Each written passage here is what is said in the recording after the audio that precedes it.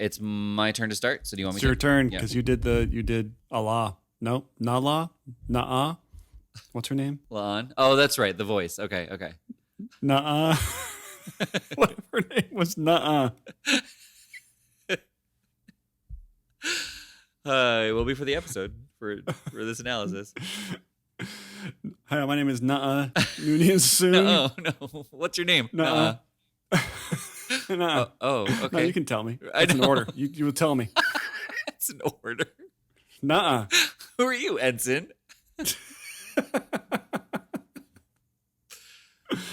So what's happening with Nuh-uh? All right. So I guess depending on It's where, all standing. Okay. Yeah, it's all Okay. standing. So hey, you're here already. So well, as you know, this is a measure of an episode.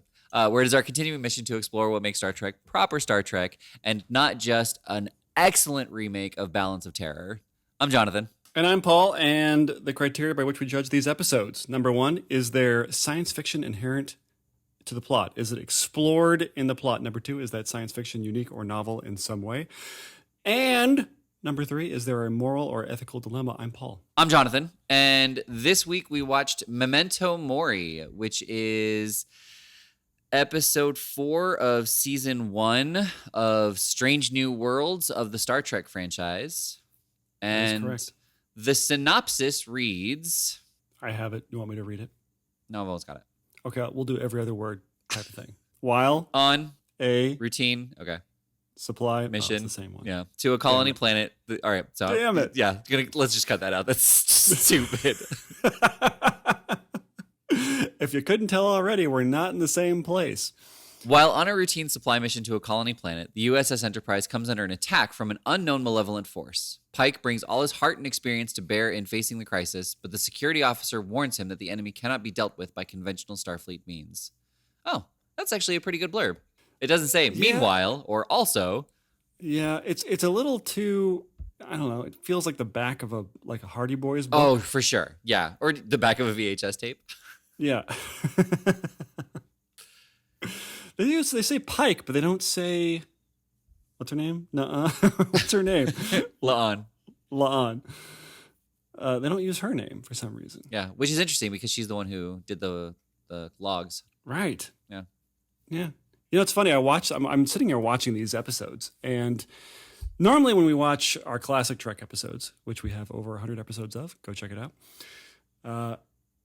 I'm always kind of typing. I'm always going back and forth. There's always something that hits me Right. that we can talk about in my notes. Yeah. It doesn't really do that with these are just really well constructed episodes. They really are. And you just kind of watch them, and Yeah. nothing really pops up. And you know, I've stopped kind of nitpicking to the nth degree of well, why would he use his left foot there? He Right. should have obviously used his right foot. You know, that kind of Yeah. stupid stuff. Right. I don't have the inclination to do that with this show because it's just sort of I'm just going to enjoy the episode. Uh-huh. Right.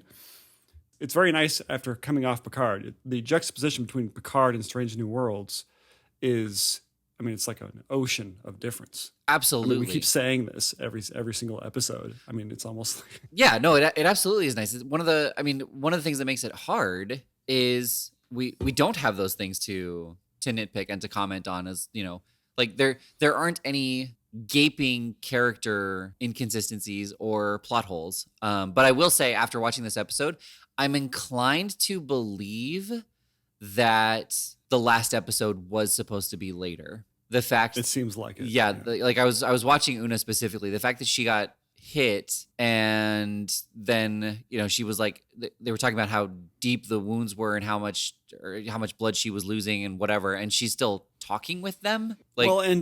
And there was absolutely no reference to this huge revelation for this character in this episode.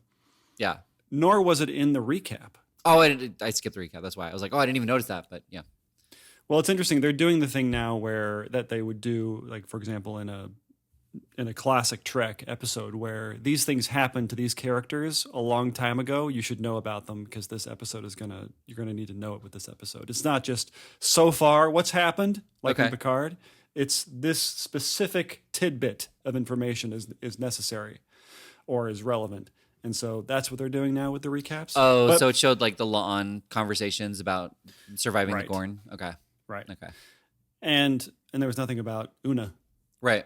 I feel like this episode fell victim to that tough guy character moment where they've been shot in the stomach 15 times and they're like, "You're bleeding," and you're like, "No, I'll be fine," and they're like doubled over on the floor and you can see blood everywhere. It's like, "Get to your post, Sergeant," Right. you know? Yeah. And I'm sort of tired of that. And she pulls that again later in the episode where they're about to give her the plasma for her operation. And she hears that another crewman needs the plasma. She says, give her my plasma. And then she passes out immediately afterward or whatever it is. And they wrote it that way so she could say it that way. And this is another thing where I feel like they're trying to prop up this character. And she, in reality, is very superficial. What has she done other than this past episode, whatever it was called, Ghosts of Illyria? Oh, okay. The writing about her has been superficial, not the character they're creating is superficial. Both. I mean, the character they're creating so far has done nothing. And maybe that explains why they moved up the Ghosts of Illyria, because she might be kind of thin throughout the rest of the series. Right. Because she doesn't really do anything. She doesn't really have a purpose on the ship. Mm-hmm. And so that became obvious again in this episode. So maybe it's becoming clear why we felt so disoriented in the past episode. Yeah. Yeah. No, that's a good point. But you know what I mean? That's that like, "I'll be all right. Oh, I just yeah. gotta make it to the sick bay." You know, that kind of thing that we make fun of all the time. Right. Well, yeah. I mean, the only thing that I would say in counterpoint is usually, well, I guess it happens both ways, is the person gets to their destination and then collapses. Right. Or they collapse right on the spot, which is what she did. You know, Right. they wait for the person to be out of sight and then they die. Yeah, they need a consequence for trying to be all tough guy at least once. Right. They didn't even handle that in this episode. I think what I would have liked to see is kind of exactly what Nuh-uh was trying to do, you know, which was get her to sickbay instead of her saying, like, "You need to get out of here now." Like, just being like, "Okay, let's go." Like, I think that would have been better. Yeah. By the way, speaking of that whole sequence, yeah, it was so good when they're rescuing the other ship and the Gorn. I mean, they framed the Gorn so well. You know, they set us up that they're these just monster people who effectively just hunt people so they can implant their eggs in them or whatever, or feed them to their hatchlings. Mm-hmm. And they set us up with that in the first couple episodes with Nuh-uh, and then they set us up for that when Nuh-uh realizes that they're coming. I recognize this tactic. We need to get the hell out of here. And she looks out the window, and that cool spinny ship, you know, the Gorn spinny ship, like it was threatening for some reason. I can't tell you why I felt threatened by it. Maybe because the whole thing, they set me up for it. But you're like, oh man. And I think because like they kept the darkness of space and no music. Right. And it's creepy. Yeah. Everything we know now about the Gorn, I know very little about the Gorn, even for a Star Trek podcast host. I know very little because we haven't gotten there yet in our original series stuff. Well, yeah, and there's only 2 episodes with them. There's the original series episode, then there's the Enterprise series episode. Is the Gorn like the Dalek in Doctor Who? I'm going to say no because I can't think of a way that they would be, but what do you mean? Just the arch villain kind of thing, like the worst of the worst villain. Oh, I see. Yes, in that regard, but the Daleks have shown up way more in Doctor Who than the Gorn have ever shown up in Star Trek. This is their 3rd appearance, and Daleks are in at least once every season. By the way, I can't hear the word Dalek and not think of epic rap battles. Dalek my balls. Yep. Now Dalek my balls. Yep, me too. Okay, moving on. So anyway, yeah, they set up the Gorn very well. We didn't ever get to see them. I feel like that was nice. I'm glad they did not do that. I'm glad that they remain these mysterious, just super dangerous beings, you know? Yeah. Yeah, no, it was done. Because they're obviously going to come back. Incredibly well, yeah. Right, I mean, they've been mentioned at least half the episodes so far, if not 3 of them. Right. Right? Yeah. Well, that's a character thing. Yeah. Yeah. They've been setting us up for it. Yeah. Yeah. So they winked at us a little bit. I don't know if you saw this. Okay. But they're winking at us in the best way. I feel like this is the best way to wink at us when you're doing like a Star Trek show, like a new Star Trek show. Okay. So Spock, Pike. No. Spock has the idea on how to track the Gorn when they're in the nebula, or whatever they're in the brown giant. Uh-huh. And Pike says, you just turned a compass into a radar, or whatever he says, a radar into a compass. You know, Oh, it's kind of like? it's kind of like that. And they did it in such a way where, okay, we're going to do this Star Trek thing that every show did, especially in Next Gen. Uh-huh. Right? They give you the super scientific technobabble reason, and then somebody else sums it up in like a nice little easy to digest phrase. Right. Right. And they did that. Yep. Right. Yeah. But they didn't make an event out of it. No, right. He just says it and then they move on with the plot. It's not like in Picard where they need to have a musical cue to let us know that they've done something. Da, da, da, da, da, da, da. Which actually happens in Picard several times. Yes. When they wink at us. Yeah. But I appreciated the wink. Mm-hmm. Where it's not like several winks at a time, you know, like we're really trying to get our attention. Yeah. It's like it was just a little wink from across the room. Well, and also Spock kept the characteristic trait of being as specific with his words as possible and using the scientific terms and people calling him out on it, you know, which happens several times in the original series as well. Not that specific thing of like, oh my God, can't you talk like a normal person or whatever was said, you know, but just, I feel like there are a couple times where, you know, they're like, English, Doc. Yeah. I'm a little tired of it. I don't like it when they do that anymore. You know, Technically, this is the first time. Well, anybody. They is like the world. Okay. Right. How many times has that been done before? Right. Can we be more creative? Yeah, that's fair. When writing our scripts. Right. Along those lines, the episode Metamorphosis, where Spock is explaining what he has to do to keep the ship's battery going or keep the shields up on the shuttle or something like that. And he's like maybe 20 words in, and Kirk is like, "Can you do it?" Well, yes. Then get it done. Like, I feel like the writers were like, instead of like explaining it, let's just have Kirk cut him off. But it was just such a great character beat, you know? Yeah, that's a creative way to get through that. Yeah. You know? Because we want to hear Spock tell us that. It's not like I want to eliminate Spock's technobabble. That's the fun part. Right. You know? Yeah. And he does such a good job of being like, there's just that little hint of like Spock thinking in his mind, I have to explain it to these dum-dums now because it's my job. Right. Right? Yeah. And I feel like it's like 5% there, but it's there and I enjoy it. Yes, I do too. You know? Yeah, Peck is doing a great job of being Spock. It's just enough of Leonard Nimoy and his own thing. Like, it's just such a great blend. Yeah, I think. I feel like he's not doing an impression of Leonard Nimoy.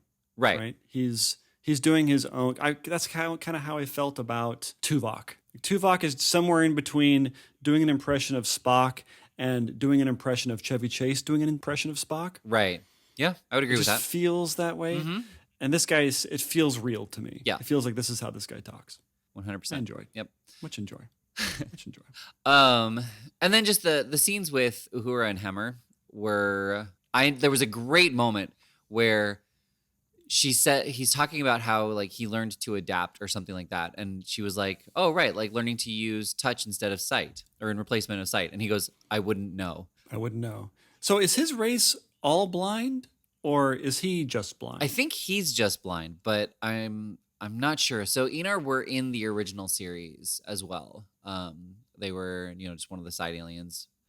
So I don't remember. I have to believe that she could see. It was a female. Just because, well, they used painful contacts as well, and she wasn't in a lot of scenes. So maybe, but I don't know for sure. Yeah. Okay. Well, I guess we'll find out eventually. And if only there was some place where I could find that information. Well, we're gonna watch the episode at a certain point. Yeah. Well, and in the next 12 years. It also goes like your little nitpicky moments. I do want to say like his blindness seems to be inconsistent. Just going back to what you were talking about where he walked right up to the console and had no problem with it. He knew where the people were when he was talking to them. He was walking down the hall without bumping into people. But when they were trying to walk out of the cargo bay, she stops and he's like, there's a bunch of stuff in front of the door, isn't there? And it's like, why can't you radar sense that or whatever your blindness is? Yeah, I feel like it's only he's only blind when it's convenient.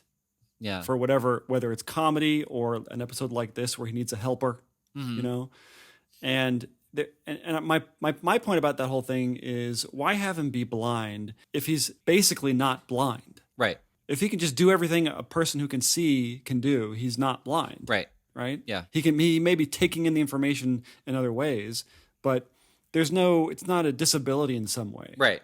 Or not a disability, that's the wrong way to say it. But there's not any care taken to show how he gets around the fact he can't see. Exactly. Yeah. And I mean, we've already had an Una-centric episode, so we might get a Hammer-centric episode, but I thought we were getting it with this episode, but it was kind of split between other stuff. Yeah. It was more of a La'an episode, I think, than it was. I mean, I felt like I feel like the least creative part of this episode was the stuff with the Inar and Uhura. It didn't feel, because it didn't really feel like they were bonding in any way. It also didn't feel like they were doing a lot of ingenuous we're never going to get there. A lot of smart stuff, right? They weren't feeling their way through or solving their way through a problem. She was just typing things on the thing, and then she would announce that it worked. Right. You know? Yeah, I mean, it was kind of the same scene over and over. But I enjoy the characters enough that those scenes were not grating, you know? And that may be just a personal preference, but those scenes, just watching the two of them interact with each other, the cantankerous Hemmer and the optimistic Uhura, they worked really well for me together. Yeah. I like him, I think, more than I like her in this particular episode. I want him to be brilliant. And so far he hasn't done a lot of brilliant things. Right. Really the only expression we've had of that is in the previous episode, The Ghosts of Illyria. Yeah. Where he, I guess, beams in the center of the core of the planet to get heat from it or to get light from it. And he's like, it's sort of hovering in midair in the transporter. Yep. And like that was a brilliant mind solving his problem, that he needs more heat. Yeah. As opposed to just walking up to a lamp. Right. Like that was his way to get maximum heat or maximum light. And I want more of that. I want to see him be brilliant. Yeah. And I given his character and what we've seen so far from him of rerouting auxiliary power, beaming in part of the bit of the core, I think that we will see that later on. You know, maybe not in a Hammer-centric episode, just because kind of this episode bounced around between 4 characters as well. Yeah. But we will see him do something ingenious. Well, he seems to be a competent engineer, right? Yeah. There's no question in my mind why he's on the Enterprise. Right. But I want something to pop up, kind of like what they were saying about Uhura in 2 episodes ago. Yeah, there's a reason that she's there. Person. Yeah. There's a reason you're here, but they don't really give it to us. At least, maybe they're taking their time, but yeah, I want more. And I feel like it would. I think they're handling it appropriately, which again is so bizarre to say after learning that it's the same writers of Picard. But it would feel really heavy or a little bit too convenient if we saw their greatness, all of their strengths in like the first 2 episodes, you know? So we're like, oh, that's why the Enar's there. Oh, that's why Una's there. Oh, that's why La'an's there. Like in those first 2 episodes, it would just be too much. Like all of them would be the smartest person in the room, and it would be too eye rolling, I think. No, you're right. It would be a little bit too orgy of abilities. And you're right. Maybe what's happening is exactly they got me right where they want me, kind of thing. Right. You want to see that from him, so you're going to keep watching. Yeah. Yeah. I just want a little bit more of a taste. Right. You know, because he seemed like he was just sort of a good engineer, not somebody who would be the chief engineer of the Enterprise. Exactly. You know. Yeah. Because he has that kind of feel about him, where he is cantankerous and he doesn't emote very much, but he's brilliant. There's something going on, like he's there for a reason, type of thing. Right. But okay, so another thing that happened. Yeah. La'an and Spock, they volunteer to take the shuttlecraft to go see what's going on. You know, the periscope of the episode type of thing. They want to see where they want to peek their head out to see where the other ships are. And when Spock suggests this idea, Pike goes, well, that's a suicide mission. But then he immediately follows up with that, but be back in 30 minutes. Yeah. And I was unsure what I was missing. It felt like half of that scene was written a month before the other half was written. because it seemed like they were setting this up to be a suicide mission where you have to go out there, report back to us, you probably won't make it back, and that's where the danger comes from. But then the other half of the scene, it was like, okay, you go do it, report back, and I'll see when you get back here, you know? Okay. Yeah, I see your side. The way I took that was everything that Pike was doing right then was a suicide mission as well. Like he kept doing things that Spock was like, I guess technically we could do that, but no one's ever done it, and anybody who's tried has died type thing. And Pike's like, so you're saying there's a chance. Yeah, let's do it. And there's a chance. Yeah, exactly. And so the fact that Spock suggested it and volunteered, and Pike knew the dangers, he was like, well, that's a suicide mission. Same thing I've been doing all this time. All right, we'll see you in 30 minutes. I guess that's true. All right, I like yours better. Yours make more sense. And I mean, this is just another example where everything is so big in this show. I'm always marveling at how cool the bridge looks on this Enterprise. It is so like fancy. It's what I would imagine if you were to go to Disneyland and they would have a set you could walk around on. It's just they spend so much time with the detail and everything. Like every little thing that they touch, and they even got Spock's little binocular things. I want to know what he's looking at. I know. What's he looking at in there? Yeah. How is that different than all the other displays on the bridge? Right. They used it so well because it was a moment of we need to see right now what's going on. And he like looks in that thing as though there's information there that no one else can get. Right. But it's just, I mean, even La'an's quarters. It's so just beautifully luxurious, humongous. It's so nice. Like it makes me want to join Starfleet. Right. Or I guess I should say, who wouldn't want to join Starfleet? Yeah, if those are your quarters, right. Look at you get. Right. It is also the flagship. There may be. That's another thing that they're lacking a lot of clarity on is how many other ships are there at this point? Right. Are they all this nice? Because this is a Constitution class starship. Yeah. Am I getting that right? Yeah. So are they all this nice? I don't know. But there's got to be a lot because this was Remembrance Day and everybody had a pin, and it commemorates either a ship that you were on where people were lost or a ship of significance in history that was lost. And the fact that everybody had a pin, tells you that. That's true. They all said Enterprise on them.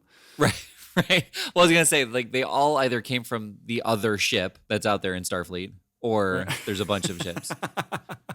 That ship went down, so they all got transferred to this ship. Yeah. There's only one ship.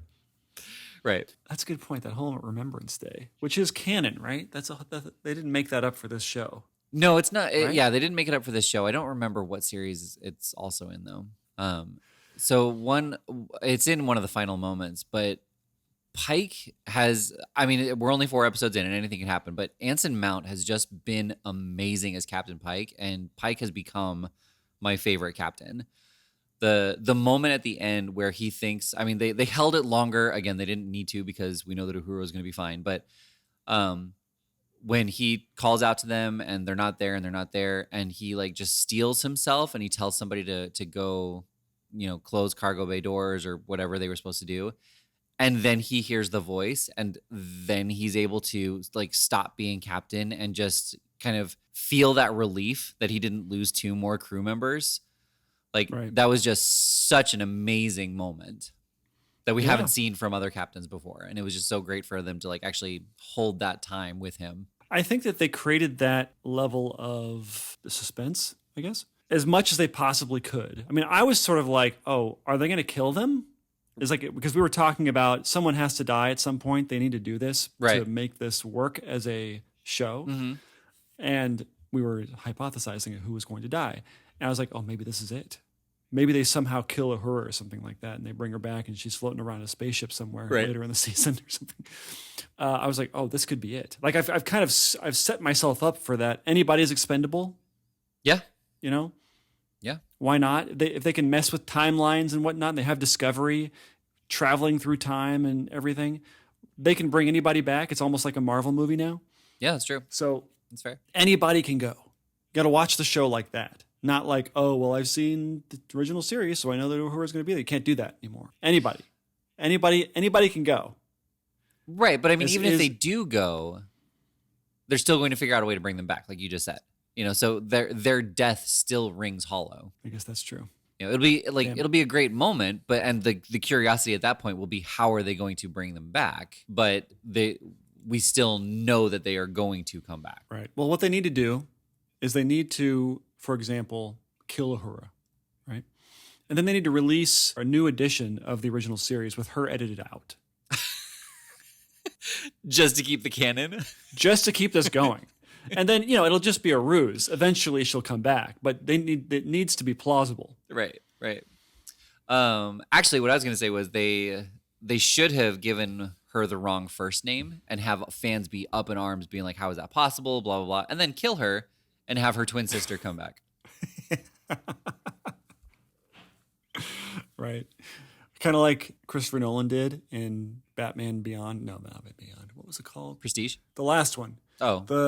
The Dark Knight Rises. Yeah. Where, what's his name? Joseph Gordon-Levitt was Robin all along because his given name was Robin. Right. Yeah. And I was like, falling flat. Didn't work. Just should have let him. So flat. Yep. It's like, we don't care. Well, it wasn't even that we don't care. It's because Robin is not called Robin. Robin's not his first name. Yeah. Just like Batman is not Batman's first name. Right. Okay, so there's this moment where they're orbiting a black hole. Yes. And they're in this whole thing. And I really dug it. I really thought it was super cool. I'm glad they're using all of this new information we have about black holes. And it looked amazing. It was really cool looking. But they had a scale problem. This is another nerd moment. This is a nerd nitpick. But those things are so big. They're like... Right. As far as I know, those accretion disks that are like spinning that the Enterprise uses to sort of hide themselves, they make it look like the black hole is like the size of a planet. Right. Ish. Right. Yeah. And I think when they get to that level of accretion, like that kind of thing, at least the way we understand them, I think they're like light years across. Right. Like there's just a small, like when it blows up and you see kind of the flames travel up to the accretion disk, like that would take millennia to do. Yeah, you wouldn't be able to scan the circumference of a black hole. Well, even if you could, if you could look at a piece of debris and it would take millions of years for it to like travel all the way around. You know what I mean? Like that's the scale of these things. Yeah. As far as I know, I mean, I could be getting this wrong. I mean, they did say it is a small. Did they say it's like a small black hole? I think so. Yeah. But I don't think that it would look like that being that small. I don't know. Right. Even if it was just the sun, that's humongous too. I don't know. I felt like they could have done a little bit more with the scale to make it look a little bit more scary, I guess. Right. Yeah. No, that's a good point. I also, it's kind of one of those things where they're using all of the science that we know about black holes, except for the science that we know about black holes that didn't work for the plot. Like, well, all the time dilation. Exactly. Like yeah. That. Yeah. Or it'd be cool if they came out and it's like super futuristic. Yeah. Yeah. That's what I was gonna say. Like maybe in the next couple episodes, like because they're out in space, so like they're alone in space. Like we haven't really seen other Starfleet ships, so maybe it does impact their time. Maybe they are maybe like it does. Yeah. I mean the episodes have been presented in such a way that it really doesn't matter, but we may have something, in the next episode where they talk about how like this is way more advanced than it was a week ago, and then they realize that the black hole impacted their time dilation, their time. It would be interesting if they did that, and then they somehow found a way to go back to their own timeline because they would need to do that. They would need to reset somehow. Yeah, but I kind of like the idea that it seems like they're not trying to adhere to what's going to happen in the next generation or in the original series too much. Right. They're walking that line pretty well so far. Yeah. Yeah. No, I would definitely agree with that. It seems more like they are taking ideas / side references in previous episodes and either correcting the comments or building on them. So like just us talking about that, it might be it would be fun if they were the first ones to slingshot around the sun to get back to their original time. I would like it if they found a new way to time travel. That's true too. I would like that. We just saw that with Picard. Oh, that's Picard true. Was aping the fourth movie. So yeah, no, that's a good point. That's a good point. I forgot about that. Something new, right? block that from my memory. Okay, so was this a proper Star Trek episode? Yeah, I would say so. Genuine? Yeah. Yeah, I would say so. I was trying to think, like, could you take out the black hole? And not really. I don't know. It was just a thought experiment because you deal with the what was it called? The red field, the red shift. Red shift? Yeah. You deal with the red shift, and I mean, you would. They didn't really demonstrate that in a way that the way that they were talking about doing it. Right. It didn't like what happened on screen wasn't the way they described it. Not at all. Yeah. Yeah. It was kind of, we'll create a diversion and then get away. What I actually thought they were going to do was create an image of themselves that looked like it stood still, and the Gorn were going to attack and consequently get sucked into the black hole. That's what I thought was going to happen. Right. But they didn't do that. But they didn't do that. I feel like also the ships were pretty cool. The Gorn ships. I felt like, I know that's not necessarily science fiction in and of itself. Right. But just the tactics felt very science fiction to me that they were doing. Like they were kind of a Borg adjacent type of thing where anything was expendable for to accomplish the goal. And like they were sacrificing ships. They were effectively putting themselves in harm's way just to get their prey. Right. And I felt like that was not entirely novel, but interesting to watch. Yeah. And, and it's not stereotypical sci-fi. And that's kind of what that means in the unique and novel way. And he had to, in terms of the moral or ethical dilemma, he basically had to sacrifice people. Yeah. And he does that a couple of times, I think. Yeah. And what was nice was each time it didn't seem like it was an easy choice. He wasn't like, yeah, that sounds great, let's do it. Right. Like he mulled it over and yeah, that seems to be the best option. So we need to do that one. I hate it, but let's do it. Yeah. That's not the first time it's ever happened, but it felt like it was, I felt it. Right. It wasn't just something, they weren't going through the motions of that particular scenario that happens a lot. Yeah. Well, and it was interesting too, because there were people who died who we didn't really see, but they still carried a lot of weight in the episode. They kept referencing them and they showed their coffins at the end of the episode. Like it was a really nice way to show, that these lives are being lost. Yeah. And they kind of set us up with that by it being, what's it called, Day? Remembrance Day? Yeah. Where we're talking, they're effectively setting us up emotionally. We should have been onto it at that point. Yep. It's like, right? Yeah. But we didn't do that. Great episode. Yeah. All right. Well, I have no idea what the next episode is. Yeah, I don't know either, actually. I tried to look it up on Paramount Plus, but there wasn't anything for the trailer yet. Okay, so really quick, when it's aired, we are actually going to be releasing our next episode later this week. We're hoping for Thursday. It may be Friday. So we will have this out shortly after the initial release of the next episode on Paramount Plus. And if you just can't get enough of us, it's just one a week is not enough. We have over 120 other episodes you can go and search for. The Measure of an Episode, wherever you get your podcasts. Lots of classic Trek. We talk about Picard. But we've also done Lower Decks. Haven't done Prodigy. Or the animated series. Right. But we're getting there. But if you want more, that's how you can get us. So go check it out. Go listen. Yeah. Wherever podcasts are sold. At your local podcast retailer. Right. All right. Well, I've been Paul. Oh, come on, man. All right, fine. You can do it. I'll be somebody. I've been Jonathan. And this has been what? No, you have to say it first. Okay, and this has been the Measure of an Episode. Nope. I thought we were starting over. Too late. Go. But you already knew that. Nice. Knew who that was right away. That was either the Enar or Harrison Ford. I'm Gandalf. And absolutely nobody will know what that means.